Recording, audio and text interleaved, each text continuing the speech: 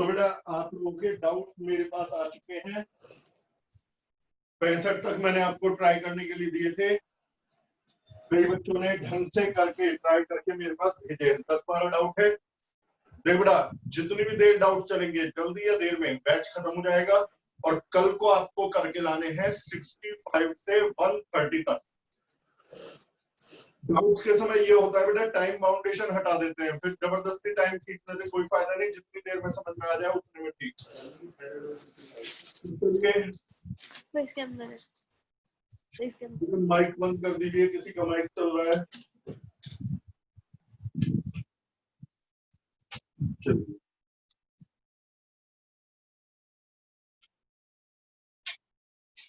तो सबसे पहला डाउट है, पहले मैं एमसीक्यू वाले बता रहा हूं फिर उसके बाद शुरू कर देंगे। पहला डाउट है बेटा क्वेश्चन नंबर 12। एक आध थ्योरी का पॉइंट इससे अलग आया हुआ है, क्लोज थ्योरी है और लिमिटिंग टेम्परेचर है, वो इसके बाद बताऊंगा।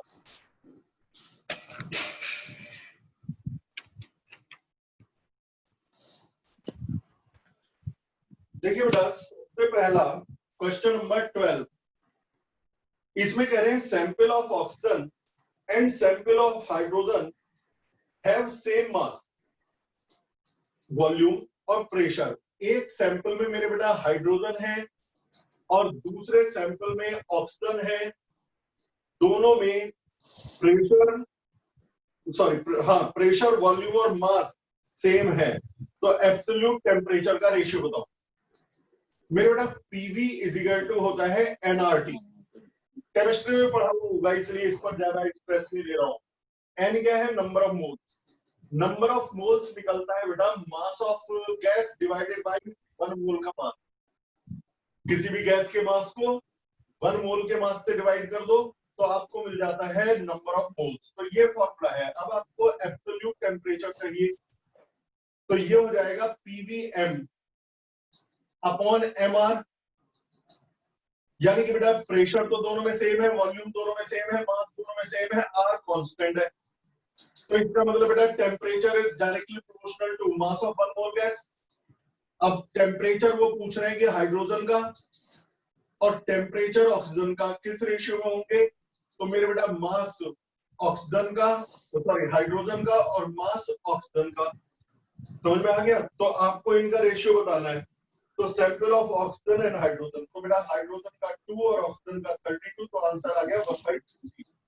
बस शीट में 16 लिखा हुआ है क्योंकि उन्होंने ऑक्सीजन पहले बोला है, हाइड्रोजन बाद में बोला है। मैंने लिखते समय हाइड्रोजन पहले लिख दिया था, ऑक्सीजन बाद में, फिर मिटाया नहीं, समझ जाओगे।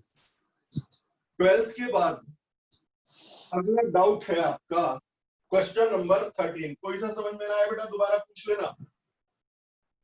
Constant volume gas thermometer shows pressure reading 50 centimeter and 90 centimeter of mercury at 0 degree and 100 degree। मेरे बेटा ये कह रहे हैं कि एक गैस थर्मोमीटर है, जब टेम्परेचर 0 डिग्री था तो उसके अंदर की गैस का प्रेशर 100 सेंटीमीटर ऑफ मर्करी था, 50 सेंटीमीटर ऑफ मर्करी था। ठीक है बेटा, जब टेम्परेचर 100 डिग्री सेल्सियस हुआ तो तब प्रेशर की रीडिंग 90 सेंटीमीटर ऑफ मर्करी थी। तो वो पूछ रहे हैं कि जिस समय प्रेशर 60 सेंटीमीटर ऑफ मर्करी है उस समय टेम्परेचर क्या है। थोड़ा सा लॉजिक लगाओ, समझ में आ जाएगा। 0 डिग्री सेल्सियस पर जब टेम्परेचर 0 डिग्री सेल्सियस है तो रीडिंग आ रही है हमारी 50 सेंटीमीटर ऑफ मर्करी। जब टेम्परेचर 100 डिग्री सेल्सियस है तो रीडिंग आ रही है 90 सेंटीमीटर ऑफ मर्करी। तो किस टेम्परेचर पर रीडिंग आएगी 60 सेंटीमीटर ऑफ मर्करी। अच्छा एक बात बताओ, 50 सेंटीमीटर से 90 सेंटीमीटर यानी कि 40 सेंटीमीटर ऑफ मर्करी बढ़ गया जब टेम्परेचर 100 डिग्री बढ़ा। भाई बताओ 50 सेंटीमीटर से 90 सेंटीमीटर कितनी राइज है? 40 सेंटीमीटर ऑफ मर्करी की राइज है। तो 40 सेंटीमीटर ऑफ मर्करी का प्रेशर बढ़ता है जब टेम्परेचर 100 डिग्री बढ़ता है। तो 40 सेंटीमीटर बढ़ना मतलब 100 डिग्री बढ़ना। तो 1 सेंटीमीटर बढ़ना यानी 2.5 डिग्री सेल्सियस बढ़ना। जब भी pressure 1 centimetre of mercury rise होगा तो समझ जाना टेम्परेचर 2.5 डिग्री बढ़ेगा। अब जरा इसे और इसे देखो, प्रेशर 50 से 60 सेंटीमीटर हो गया, यानी कि बेटा 10 सेंटीमीटर बढ़ गया। तो जब 1 सेंटीमीटर बढ़ने का मतलब 2.5 डिग्री है, तो 10 सेंटीमीटर बढ़ने का मतलब बेटा 25 डिग्री सेल्सियस है राइज। तो यानी कि बेटा प्रेशर यदि 10 सेंटीमीटर बढ़ा है तो टेम्परेचर 25 डिग्री बढ़ा होगा। अब शुरू में 0 था तो 25 डिग्री बढ़ के 25 ही आ जाएगा ना, यही आपका आंसर है, 25 degree Celsius. Question number 21, a cylinder used for storing compressed gas. एक सिलेंडर है जिसमें गैस भरने के लिए डिजाइन किया गया है, यानी कि ये कांस्टेंट वॉल्यूम का केस है। इसमें एक सेफ्टी वाल्व है जो 6 एटमॉस्फेयर पे फट जाएगा, सेफ्टी वाल्व खुल जाएगा। जितने भी ये आप स्कूटर में, बाइक में हवा भरवाने जाते हो तो उनके पास एक सिलेंडर रहता है जिसमें प्रेशर भरते रहते हैं, वो एयर को प्रेशर के साथ कलेक्ट करते रहते हैं। लेकिन कभी वो सिलेंडर फट ना जाए तो उसमें एक सेफ्टी वाल्व होता है कि इतने प्रेशर आते ही वो सेफ्टी वाल्व उड़ जाएगा और प्रेशर उसका रिलीज हो जाएगा, इससे पूरा कंटेनर फटने से बच जाता है। तो यहां पर उन्होंने कहा एक कंटेनर है, उसमें सेफ्टी वाल्व है जो 6 एटमॉस्फेयर पे फटेगा। इसके अंदर जो गैस थी वो गैस भरी गई 20 डिग्री सेल्सियस पर और 2.5 एटमॉस्फेयर 2.5 एटमॉस्फेयर के प्रेशर पर भरी गई। तो वो कह रहे कितने टेम्परेचर तक इसे गर्म कर दिया जाए, कितने टेम्परेचर तक इसे हीटअप कर दिया जाए कि वाल्व उड़ जाए, यानी कि बेटा प्रेशर बढ़ के 6 एटमॉस्फेयर हो जाए। इतने टेम्परेचर पे इतना प्रेशर भरा है, कितने टेम्परेचर पे 6 एटमॉस्फेयर हो जाएगा। कांस्टेंट वॉल्यूम, जितने भी ये सिलेंडर विलेंडर वाले क्वेश्चन होते हैं ये कांस्टेंट वॉल्यूम वाले होते हैं। सिलेंडर का वॉल्यूम नेग्लिजिबल चेंज होता है टेम्परेचर के साथ। तो बेटा कांस्टेंट वॉल्यूम पे P1 upon T1 is equal to P2 upon T2, ये केमिस्ट्री के नॉर्मल गैस लॉज हैं, जिसमें Boyle's law, Charles law, Gay Lussac law, Graham's law of diffusion वगैरह है। तो ये आपका सीधा फॉर्मूला है, ऐसा नहीं लगता कि जिसने केमिस्ट्री करी हो उसने ये फॉर्मूला ना सुना हो। तो P1 अपॉन T1 P2, लेकिन यहाँ ध्यान क्या रखना, जो ये आइडियल गैस इक्वेशन या इससे रिलेटेड फॉर्मूले हैं, इनमें टेम्परेचर को सिर्फ केल्विन में रखना है। एब्सोल्यूट टेम्परेचर दिया है डिग्री सेल्सियस में, तो आप इसमें 273 जोड़ करके तब आप रखेंगे, देखो P1 P2 मालूम है, T1 को केल्विन में रख के बदल के रख देना तो T2 केल्विन में आ जाएगा, और जब T2 केल्विन में आ जाएगा तो उसमें से 273 माइनस करके डिग्री सेल्सियस में निकाल लेना, आपको आपका आंसर मिल जाएगा। Question number 23, gas is enclosed in a vessel at a pressure 2.5 atmosphere. एक वेसल में गैस को भरा गया जिसमें प्रेशर था 2.5 एटमॉस्फेयर। मैंने अभी क्या बोला, सिलेंडर, वेसल, कंटेनर, ये सब कांस्टेंट वॉल्यूम होते हैं, चाहे वो बोले या ना बोले। और जैसे मान लो कहें रबर बैलून, हमें मालूम है बैलून का वॉल्यूम कांस्टेंट नहीं होता, वो अपने प्रेशर के अकॉर्डिंग अपना वॉल्यूम बदल सकता है, तो वो कांस्टेंट वॉल्यूम नहीं होते, तो ये कांस्टेंट वॉल्यूम है। एक वेसल में 2.5 एटमॉस्फेयर पर गैस भरी गई है, due to leak in the vessel, इसमें से हवा बाहर निकलने लगी जिसके कारण इसका प्रेशर बाद में बदल के 2 एटमॉस्फेयर हो गया। तो बताइए कितने परसेंट गैस इसमें से बाहर निकल गई, कितने मोल गैस कितने परसेंट बाहर निकल गई। ना वॉल्यूम बदला है और साथ में लिख रखा है temperature remains constant during the process. तो बेटा PV is equal to nRT, तो N is equal to PV upon RT। उन्होंने कहा वॉल्यूम नहीं बदला, उन्होंने कहा टेम्परेचर नहीं बदला, R बदल ही नहीं सकता, तो यानी प्रेशर पे नंबर ऑफ मोल्स डिपेंड करते हैं। हाई प्रेशर का मतलब large number of moles are present, low pressure का मतलब less number of moles are present. तो शुरू में प्रेशर था 2.5 एटमॉस्फेयर, तो उस समय नंबर ऑफ मोल्स थे P1 V अपॉन RT। मैं P1 की वैल्यू नहीं लिखी, P1 की वैल्यू यहां लिख दी है 2.5 एटमॉस्फेयर। बाद में प्रेशर हो गया है P2 यानी कि 2 एटमॉस्फेयर, तो नंबर ऑफ मोल्स हो जाएंगे P2V अपॉन RT। तो कितने प्रेशर पहले से कम हो गया है, यानी नंबर ऑफ मोल्स पहले से कम हो गए हैं, तो कितने मोल्स कम हो गए हैं, N1 माइनस N2। ये कहलाएगा change in number of moles. इसे इनिशियल नंबर ऑफ मोल्स से डिवाइड कर दो तो ये fractional change in number of moles, और 100 से मल्टीप्लाई कर दो तो percentage change in number of moles, कितने मोल्स इसमें से कम हो गए।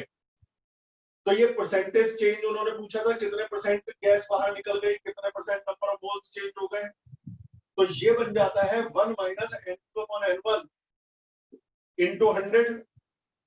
N1 को दोनों में डिवाइड कर दिया और वो बन जाएगा 1 minus N2 upon N1 is equal to P2 upon P1, बाकी तो कट जाएगा, इंटू 100% और P2 अपॉन P1 2 अपॉन 2.5, तो यहां रख देना 2 अपॉन 2.5, समझ गए। तो 2 अपॉन 2.5 1 माइनस 2 अपॉन 2.5, तो ये 0.5 अपॉन 2.5 यानी 1/5, 1/5 इंटू 100, 20% गैस इसमें से बाहर निकल गई। तो कितने परसेंट गैस बाहर निकल गई पता चल गया, 20% गैस बाहर निकल गई। अगला क्वेश्चन 23 के बाद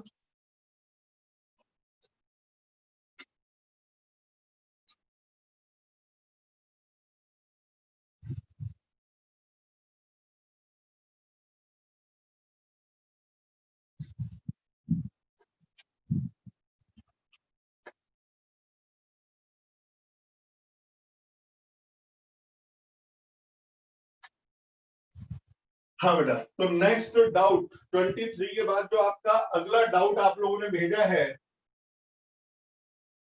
वो है 25।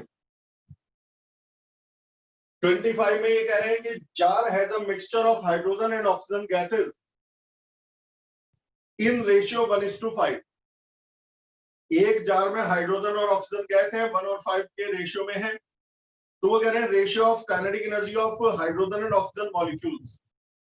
मेरे बेटा kinetic energy of a molecule होती है 3/2 RT। दरअसल और क्लियर हम कहें तो D/2 RT होती है, जहां D है डिग्री ऑफ फ्रीडम। मेरे ख्याल में बेटा degree of freedom, law of equipartition of energy, CV और सीपी वगैरह पर मेरे से एक वीडियो अभी आप कह देना, मैं आपको भेज दूंगा, पूरे डिटेल में उसमें पढ़ा रखा है मैंने 11th क्लास के लिए। लेकिन आप भी रिवाइज करोगे तो बेटर होगा, कुछ बच्चों को याद आ गया होगा, जिसमें हमने बताया था डिग्री ऑफ फ्रीडम 3 किसकी होती है, 5 किसकी होती है, 7 किसकी होती है, 6 किसकी होती है। तो वो आप कहोगे तो भेज दूंगा, यदि मालूम है तो कोई नहीं। तो किसी भी मॉलिक्यूल की काइनेटिक एनर्जी होती है D/2 RT, जिसमें से कुछ लीनियर होती है और कुछ रोटेशनल होती है। लीनियर काइनेटिक एनर्जी होती है 3/2 RT। 3/2 RT 1 मोल की बता रहा हूं अभी, मॉलिक्यूल की नहीं, तो ये 1 मोल की काइनेटिक एनर्जी है 3/2 RT। और बाकी एनर्जी यानी कि D/2 RT माइनस 3/2 RT होती है rotational kinetic energy, D minus 3/2 RT। तो एक बार जरा सुनो, 1 मोल गैस की काइनेटिक एनर्जी है D/2 RT, जिसमें से काइनेटिक है 3/2 RT। ये फिक्स फॉर्मूले है, डिराइव्ड है, और इसमें से इसे माइनस कर दो तो D माइनस 3/2 RT, ये है रोटेशनल काइनेटिक एनर्जी। अब बात आती है कि यहाँ पर दोनों ही डायटोमिक गैस है। अच्छा ये तो 1 मोल की है, यदि कहे 1 मॉलिक्यूल की बताओ तो एवोगाड्रो नंबर से डिवाइड कर देना, तो ये एक मॉलिक्यूल की काइनेटिक एनर्जी आ जाएगी। अब क्योंकि यहां पर दोनों ही डायटोमिक गैसेस है, हाइड्रोजन और ऑक्सीजन, तो दोनों की डिग्री ऑफ फ्रीडम सेम है। एक कंटेनर में भरे होने के कारण उनका टेम्परेचर सेम है। एक गैस कंटेनर में, 2 गैस अलग अलग टेम्परेचर पे नहीं रह सकती, तो दोनों का डिग्री ऑफ फ्रीडम सेम, दोनों का temperature same, universal gas constant same, 2 same. तो kinetic energy of 1 mole gas का फॉर्मूला है, तो 1 मोल की काइनेटिक एनर्जी सेम। यदि अवोगाड्रो नंबर से डिवाइड करोगे तो 1 मॉलिक्यूल की काइनेटिक एनर्जी भी सेम। सीधे सीधे अपने दिमाग में बसा लो कि जो काइनेटिक एनर्जी ऑफ 1 मॉलिक्यूल है वो टेम्परेचर डिपेंडेंट है ओनली, बाकी किसी और फैक्टर पे डिपेंड नहीं करता। यदि दोनों का टेम्परेचर सेम है तो एक मॉलिक्यूल की काइनेटिक एनर्जी सेम होगी, प्रोवाइडेड कि बोथ आर डायटोमिक। जिस वीडियो की मैं बात कर रहा हूं ना, उसमें diatomic, triatomic, non triatomic, linear, triatomic, non linear, सबका डिस्कशन करवा रखा है। अगला 27, उन्होंने कहा है यदि PV is equal to C है तो सी किस पे डिपेंड करता है? टेम्परेचर पे, अमाउंट ऑफ गैस पे, किस पर डिपेंड करता है? नेचर ऑफ गैस पे या किसी पे नहीं? अरे मैं जानता तो हूं पीवी होता है एनआरटी, वो कह रहे हैं PV is equal to C, मैं कह रहा हूं PV is equal to NRT, तो सी वास्तव में एनआरटी हो गया। तो सी किस पे डिपेंड करता है? एन यानी कि नंबर ऑफ मोल्स पर, या कह दो सीधे सीधे अमाउंट ऑफ गैस पर और टेम्परेचर पर। यूनिवर्सल गैस कांस्टेंट तो एक कांस्टेंट है, डिपेंड इस पे नहीं कहलाएगा, कभी भी कांस्टेंट पे डिपेंडेंसी नहीं देते, क्योंकि डिपेंड होने का मतलब है इसके बदलने से ये बदलेगा। लेकिन यदि यानी कि नंबर ऑफ मोल्स बदलने से सी बदलेगा, टेम्परेचर बदलने से सी बदलेगा, आर तो बदल ही नहीं सकता, तो कभी भी ये मत लिखा ना कि डिपेंड्स अपॉन आर आल्सो। अगला क्वेश्चन बेटा, नेक्स्ट डाउट वो है क्वेश्चन नंबर 38। 38 में, in thermodynamic process pressure of the gas is changed in such manner कि gas releases 20 joule of heat, gas ने 20 जूल हीट रिलीज कर दी। मैंने आपको पढ़ा रखा है heat taken positive, heat lost negative change, work done by the object positive, work done on the object negative, negative change, rise in internal energy positive, reduction in internal energy negative. तो first law of thermodynamics के according delta Q is equal to delta U plus delta W. अब यहां question में कह रहे हैं gas releases 20 joule of heat, यानी कि डेल्टा क्यू की वैल्यू -20, क्योंकि here energy lost, delta U पता नहीं। 8 joule work is done on the gas, gas के ऊपर 8 जूल वर्क किया गया, work done on the gas negative होगा, work done by the gas positive होता, तो इससे डेल्टा यू आ जाएगा -12 जूल। क्या मतलब है इसका? इसका मतलब है इंटरनल एनर्जी 12 जूल कम हो गई, माइनस का मतलब है इंटरनल एनर्जी का रिडक्शन और प्लस का मतलब है इंटरनल एनर्जी की राइज, तो 12 जूल कम हो गई। तो वो कह रहे हैं यदि इनिशियल इंटरनल एनर्जी 30 जूल थी तो फाइनल इंटरनल एनर्जी बताओ। अरे भैया इनिशियल इंटरनल एनर्जी 30 जूल थी, उसमें से 12 जूल कम हो गई तो 18 जूल बचेगी ना फाइनल, तो फाइनल आंसर है 18 जूल। अगला क्वेश्चन बेटा, क्वेश्चन नंबर 40, 10 ग्राम आइस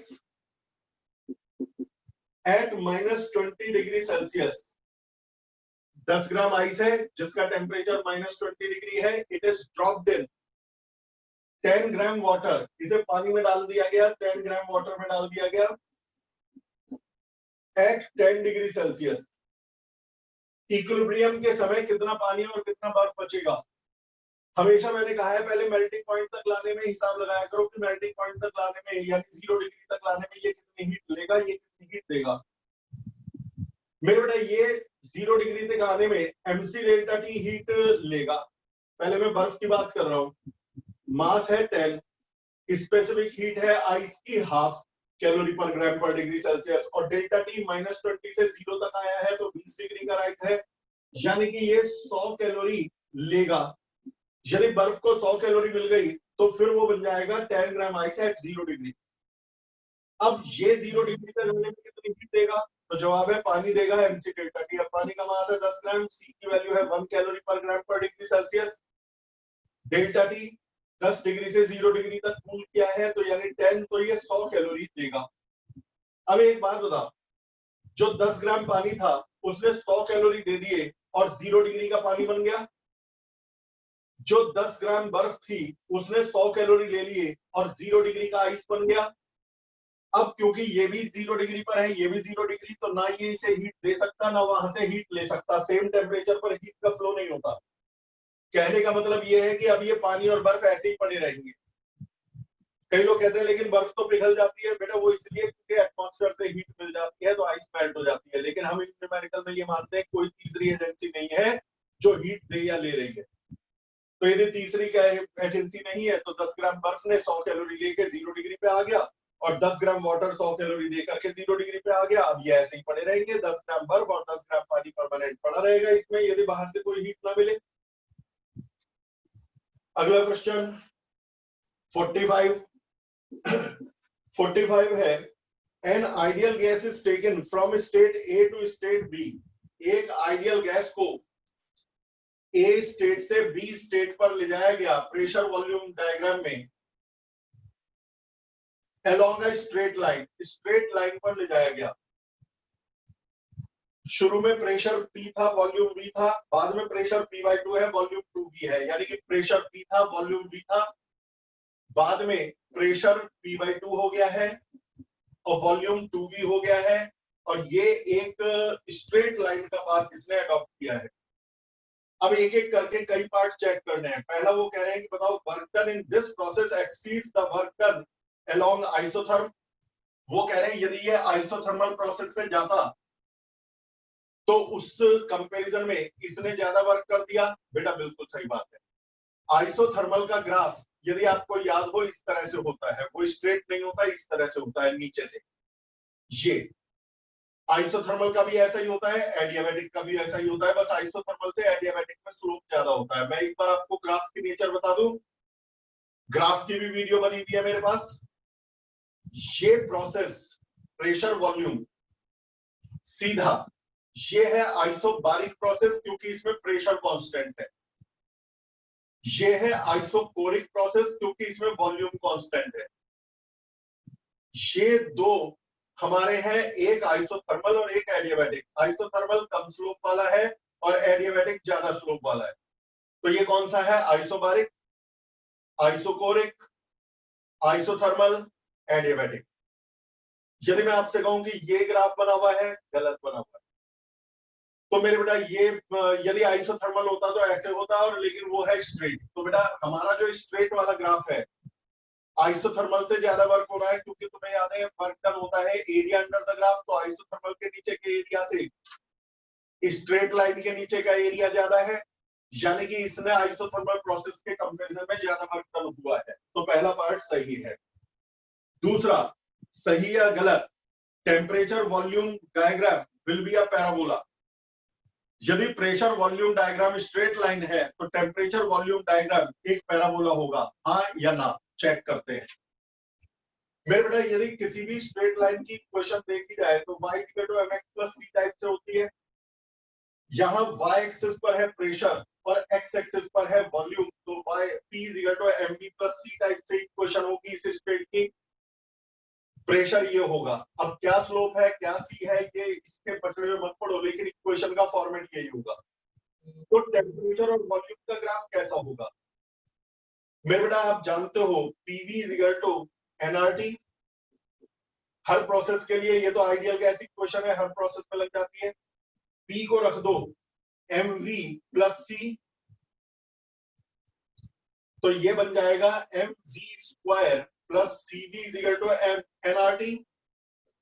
यदि प्रेशर और वॉल्यूम का ग्राफ स्ट्रेट लाइन है तो टेम्परेचर और वॉल्यूम का ये रिलेशन है, और यदि टेम्परेचर और वॉल्यूम का ये रिलेशन है तो टेम्परेचर की पावर है 1 और वॉल्यूम की मैक्सिमम पावर है 2। यदि एक वेरिएबल की पावर 1 और एक वेरिएबल की पावर 2 तो वो ग्राफ पैराबोला ही होते हैं। यानी इसका दूसरा ऑप्शन भी ठीक है कि temperature volume graph will be a parabola. तीसरा कह रहे हैं कि temperature volume graph is hyperbola. मेरे बेटा पहले ही मैंने बता दिया, जब वो पैराबोला प्रूफ हो गया तो हाइपरबोला तो नहीं हो सकते। तो मैंने कहा पैराबोला, उन्होंने कहा हाइपरबोला, तो उन्होंने झूठ बोला। चौथा पॉइंट, इस प्रोसेस में टेम्परेचर पहले बढ़ेगा फिर कम होगा। एक बात सुनिए, बिल्कुल सही कह रहे हैं ये, लॉजिक डेवलप करो।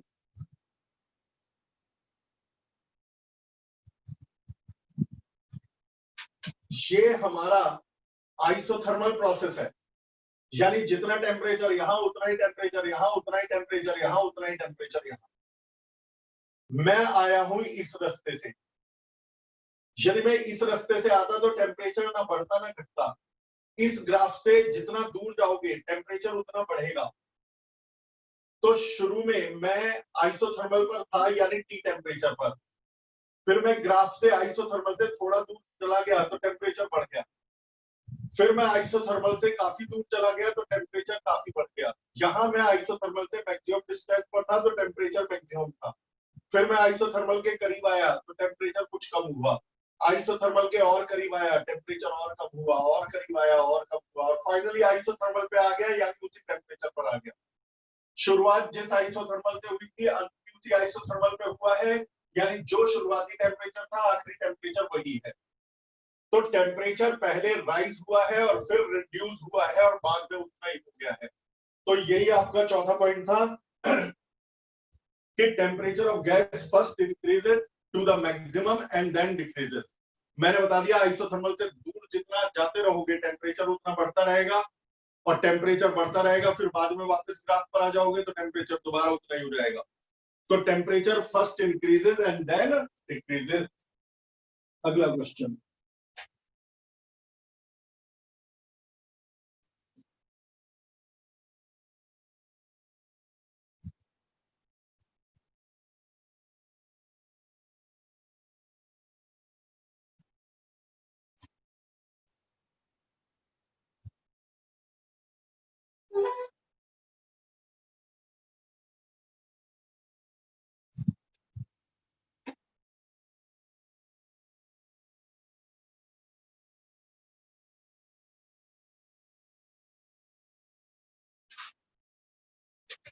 मेरा अगला न्यूमेरिकल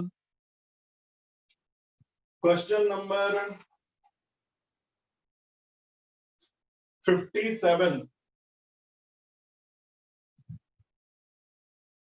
अच्छा, कल आपके डाउट 130 तक के दोगे? यदि किसी बच्चे ने ट्राई ना किया हो बाय चांस, वैसे तो गलत बात है कि ट्राई क्यों नहीं किया, यदि किसी ने ट्राई ना किया हो तो वो इनमें से जो और एक आध आ जाए वो मुझे दे देना, कल की शीट के साथ, कल के डाउट्स के साथ कवर कर लेंगे। परसों ये चैप्टर खत्म करना है हर हाल में, कुछ भी हो जाए, हीट का पोर्शन कंप्लीट, फिर हम शुरू करेंगे अपना अगला चैप्टर।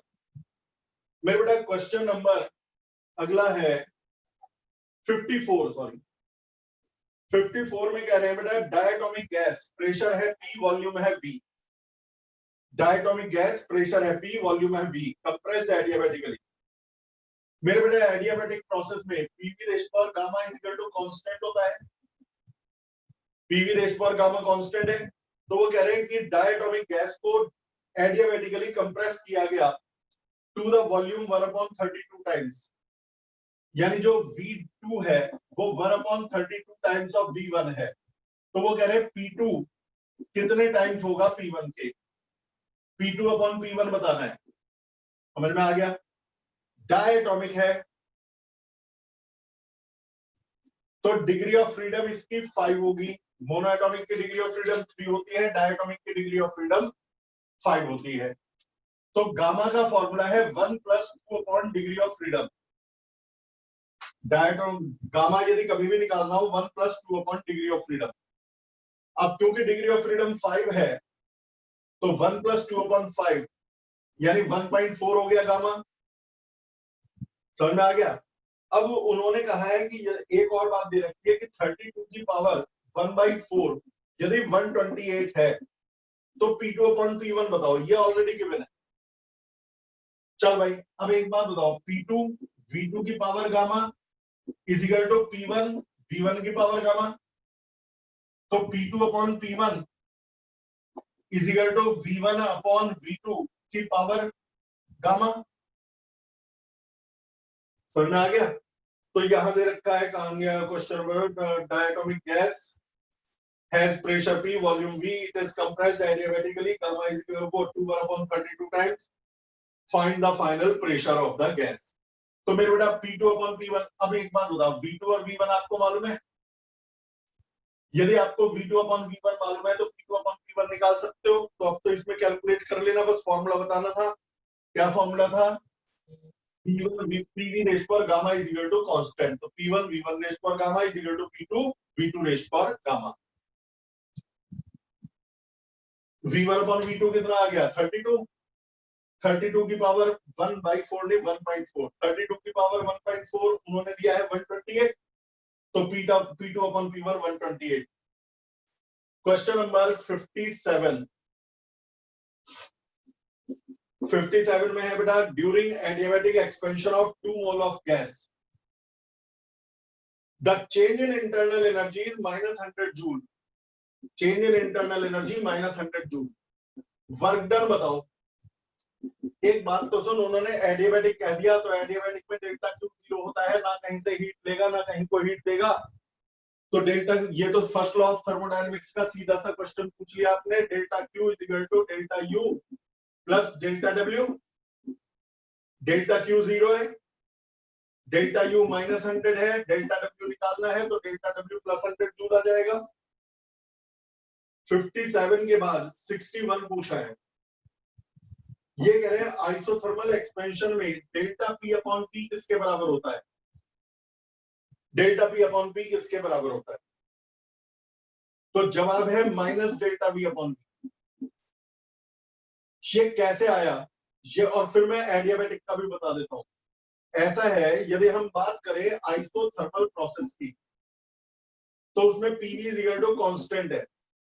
जरा डिफरेंशिएट करो, डिफरेंशिएट करोगे तो PdV plus VdP, product rule लग गया, is equal to 0। PdV plus VdP is equal to 0, यानी PdV is equal to minus VDP.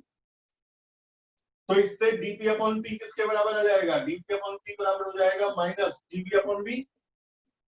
अच्छा, डीपी क्या है? स्मॉल चेंज इन प्रेशर, और डीपी क्या है? Small change in volume. अब यदि स्मॉल है तो डीपी लिख दो, लार्ज चेंज है तो डीपी को ही डेल्टा पी बना दो और डीवी को ही डेल्टा वी बना दो। ये फॉर्मूला अब लार्ज चेंज के लिए हो गया, तो आप इसे डायरेक्ट याद कर सकते हो, delta P upon P is equal to minus delta V upon V. यदि एडियाबैटिक होता तो पीवी रेश पर गामा कांस्टेंट है, और यदि पीवी रेश पर गामा कांस्टेंट है तो डिफरेंशिएट करो, पी डिफरेंशियल ऑफ वी रेश पर गामा, यानी गामा वी की पावर गामा -1 डीपी। भाई एक्स की पावर एन का फॉर्मूला एन एक्स की पावर एन -1 है, प्लस वी रेश पर गामा डीपी। पहले ये बाहर, इसका डिफरेंशियल, फिर ये बाहर, और पी का डिफरेंशियल इज इक्वल टू 0। इसको राइट साइड में ले जाओ तो माइनस बन गया, और v की पावर गामा -1 को लिख दो वी रेश पर गामा अपॉन वी, फिर वी रेश पर गामा काट दो। तो इससे क्या आ गया? इससे आ गया dp upon p is equal to minus dp upon v gamma, minus gamma dv upon v। तो dp अपॉन p माइनस उधर ले गया dp upon v gamma dv upon v, और फिर लार्ज चेंज है तो dp की जगह डेल्टा p कर दो। भाई dp क्या है? Small change in pressure. dp क्या है? Small change in volume. जब लार्ज हो जाए तो ये फॉर्मूला, तो ये फॉर्मूला है आइसोथर्मल में, ये फॉर्मूला है एडियाबैटिक में। बेटा, तो ये आपका 61 न्यूमेरिकल हो गया है। इसके बाद आपने 65 तक, यहां से तो कोई पूछे नहीं है। एक क्वेश्चन पूछा है एक्सरसाइज 4 का, क्वेश्चन नंबर 5। एक्सरसाइज 4 में क्वेश्चन नंबर 5 सिंपल सा क्वेश्चन है। तुम्हें एक ग्राफ दे रखा है, एक्सरसाइज 4 क्वेश्चन नंबर 5 ग्राफ किया हुआ है। ये ग्राफ है E versus lambda, wheels law का है। यहां लिखा हुआ है 1.5। हम मीटर है, मिलीमीटर है, ये माइक्रोमीटर है, 1.5 माइक्रोमीटर। इसका मतलब इतनी वेवलेंथ पर सबसे ज्यादा एनर्जी निकलती है। तो ये लैम्डा एम है। तो वो कह रहे हैं कि बताइए टेम्परेचर क्या है। तो ये तो कल मैंने बताया भी थे बेटा, तुम्हारा लैम्डा एम होता है बी अपॉन टी। तो बी है व्हील्स कांस्टेंट, लैम्डा एम आपको दे रखा है तो टी निकाल लेंगे। तो ये आ गया। अब इसके बाद थ्योरी में 2 पॉइंट पूछे हैं, कौन कौन से हैं देख लूं। एक तो प्रोवस्ट थ्योरी क्या है? अरे स्टीफन्स लॉ ना इसी थ्योरी पर बेस्ड है। जैसे तुमने पढ़ा होगा न्यूटन्स लॉ भी किसी लॉज पर बेस्ड है, गैलीलियो के लॉज पर बेस्ड है। गैलीलियो ने पहले बताया था, न्यूटन ने उसे इलैबोरेट कर दिया।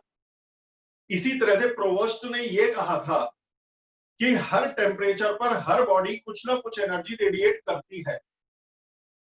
स्टीफन ने उसी को मॉडिफाई किया कि वो निकलने वाली energy directly proportional to fourth power of absolute temperature है।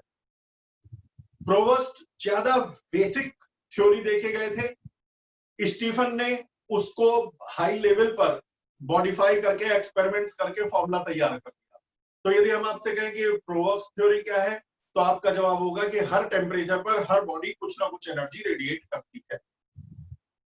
और स्टीफन्स लॉ क्या है उसके आगे का, कि ये जो एनर्जी रेडिएट करती है वो directly proportional to fourth power of absolute temperature. अच्छा, प्रोवोस्ट थ्योरी 0 केल्विन से नीचे या 0 केल्विन पर काम नहीं करती, क्योंकि 0 केल्विन पर सारे एटम ग्राउंड स्टेट में चले जाते हैं, उनके इलेक्ट्रॉन्स लोअर मोस्ट ऑर्बिट पे रहते हैं, एनर्जी नहीं है। और ऐसी सिचुएशन में कोई एनर्जी का इमिशन नहीं होता, इसीलिए इसको बोला जाता है limiting temperature for provost theory. और आप वैसे भी देख लो, बाद में स्टीफन ने जो बताया कि energy sigma T rays power 4 है, energy per unit area per unit time sigma T rays power 4 है। यदि टी को 0 केल्विन रख दोगे तो एनर्जी इमिटेड 0 आ जाएगी। तो यानी 0 केल्विन पर कोई बॉडी बिल्कुल एनर्जी इमिट नहीं करती, इसे बोला जाता है limiting temperature for provost theory. एक क्वेश्चन आपने पूछा है कि फ्रॉनहोफर लाइंस क्या है। जो बेटा फ्रॉनहोफर लाइंस के बारे में मैं बताऊं, हर मटेरियल जब उसमें से लाइट जाती है तो कुछ वेवलेंथ को एब्जॉर्ब कर सकता है। इस टॉपिक पर जाने से पहले आपको जानना पड़ेगा रिच लाइट किसे कहते हैं। रिच लाइट वो लाइट होती है जिसमें हर पॉसिबल वेवलेंथ अवेलेबल है, हर पॉसिबल फ्रीक्वेंसी अवेलेबल है, उसे कहते हैं rich light. Rich light basically black body से निकलती है, क्योंकि ब्लैक बॉडी हर वेवलेंथ को एब्जॉर्ब कर सकते हैं, तो गर्म होने पर हर वेवलेंथ को इमिट करते हैं। हमारा सन भी ब्लैक बॉडी है। कई बच्चों को सुन के आश्चर्य होगा कि सन ब्लैक कहाँ है। अरे ब्लैक बॉडी का ब्लैक होना जरूरी नहीं है। तुमने कल किरचॉफ्स रूल में पढ़ा था, गुड एब्जॉर्बर्स आर गुड इमिटर्स। सन हमारा वास्तव में ब्लैक बॉडी है, यानी कि लो टेम्परेचर पे होता तो ये सारी वेवलेंथ एब्जॉर्ब कर लेता, लेकिन इसका टेम्परेचर इतना ज्यादा है कि ये गुड एब्जॉर्बर गुड इमिटर बन गया। जिन वेवलेंथ को ये एब्जॉर्ब कर सकता था उनको इमिट कर रहा है। तो सन के इंटीरियर में सारी पॉसिबल वेवलेंथ बनती है जहां न्यूक्लियर रिएक्शन चलती है, और सारी पॉसिबल वेवलेंथ बनती है और हमारी अर्थ की तरफ आती है या पूरे यूनिवर्स में फैल जाती है। लेकिन बेटा एटम्स, जब कोई लाइट एटम्स में से पास होती है तो कई बार क्या होता है, कोई वेवलेंथ आई और इस इलेक्ट्रॉन ने उसके फोटोन को एब्जॉर्ब कर लिया और हायर ऑर्बिट पे चला गया, तो वो वेवलेंथ मिसिंग हो गई। इसे कहते हैं एब्जॉर्प्शन। लाइट को एब्जॉर्ब करके इलेक्ट्रॉन ऊपर चला गया तो वो लाइट गायब हो गई, इसे बोलते हैं एब्जॉर्प्शन। तो हमारे साइंटिस्ट को पता था कि सन के अंदर सारी पॉसिबल वेवलेंथ बन रही है, खासतौर से फ्रॉनहोफर को पता था। लेकिन जब उन्होंने अर्थ पर आने वाले स्पेक्ट्रम को देखा तो उन्हें कुछ वेवलेंथ मिसिंग मिली। ये उनकी थ्योरी के अगेंस्ट था, क्योंकि थ्योरी के हिसाब से तो सन में से सारी पॉसिबल वेवलेंथ मिलनी चाहिए थी, लेकिन कुछ वेवलेंथ गायब मिल रही थी। तो फिर उन्होंने बताया कि ये एब्जॉर्प्शन स्पेक्ट्रा है। एब्जॉर्प्शन का मतलब कुछ सन के इंटीरियर से जो वेव्स निकली हैं सारी, लेकिन उन्हें बाहर आने से पहले सन के पूरे एटमॉस्फेयर, जिसे क्रोमोस्फेयर बोलते हैं, सन के चारों तरफ जो गैसेस हैं उनमें से होके आना पड़ा। तो उन गैसेस ने कुछ वेवलेंथ को एब्जॉर्ब कर लिया, जिसके कारण वो वेवलेंथ भाई यहाँ पे बनी, यहाँ निकली, रास्ते में मॉलिक्यूल से एटम से आमना सामना हुआ, एटम ने कुछ वेवलेंथ को एब्जॉर्ब कर लिया और पृथ्वी पर भेज दिया। तो यहां पहुंचने पे कुछ वेवलेंथ मिसिंग मिली। तो फ्रॉनहोफर ने देखा था कि सन से आने वाले स्पेक्ट्रम में कुछ लाइन मिसिंग है, जिन्हें वो बोलते थे डार्क लाइन्स। डार्क का मतलब मिसिंग लाइन्स। और क्योंकि फ्रॉनहोफर ने ढूंढा था तो उन्हें फ्रॉनहोफर लाइन्स कहा गया। इन्हीं लाइन्स से हमें पता चला कि सन के एटमॉस्फेयर में कौन कौन सी गैसेस हैं। हमें पता है, मान लो ये पता चल जाए ये वेवलेंथ एब्जॉर्ब हो गई, ये एब्जॉर्ब हो गई, ये एब्जॉर्ब हो गई। हम पे आज हर डाटा है कि कौन सा एटम किस वेवलेंथ को एब्जॉर्ब करता है, किस किस वेवलेंथ। तो सन से आने वाले रेडिएशन में जो जो वेवलेंथ मिसिंग थी, हमने उसका मिलान अर्थ पर मौजूद डाटा से किया कि ये वेवलेंथ कौन एब्जॉर्ब कर सकता है। तभी हमें पता चला कि सन के अंदर हाइड्रोजन है, हीलियम है, कुछ क्वांटिटी में सोडियम वगैरह भी मिला है। तो ये कैसे भाई, एक बात बताओ, आप लोग कहते हो सन के अंदर हाइड्रोजन है, हीलियम है, कोई जाके सैंपल लेके आया वहां से? नहीं ना। तो हमें ऐसे ही पता चला कि जो जो वेवलेंथ पृथ्वी पर पहुंची है उनमें मिसिंग कौन सी है, और जो मिसिंग है उन्हें कौन मटेरियल एब्जॉर्ब कर सकते हैं। तो इससे सन के एटमॉस्फेयर के बारे में काफी जानकारी। तो ये है फ्रॉनहोफर लाइन्स। तो आपके सारे डाउट्स मैंने 65 तक के बता दिए हैं, जो मेरे पास पहुंचे थे सब मैंने निशान लगा के बता दिए हैं। और यदि फिर भी कोई रह गया हो तो कल के डाउट्स के साथ डाल देना। अब 2 दिन तक तो यही चलेगा, कम डाउट तो जल्दी फ्री, ज्यादा डाउट तो देर से फ्री। लेकिन आपको समझने सारे हैं, यदि आज के में से कोई सा दोबारा पूछना हो तो पूछ लो, नहीं तो बस यही रोक रहा हूँ। और बेटा कोई सी वीडियो मंगवानी हो किसी थ्योरी से रिलेटेड तो बता देना, मैं उसे निकाल के भेजता हूँ। फिलहाल के लिए बाय।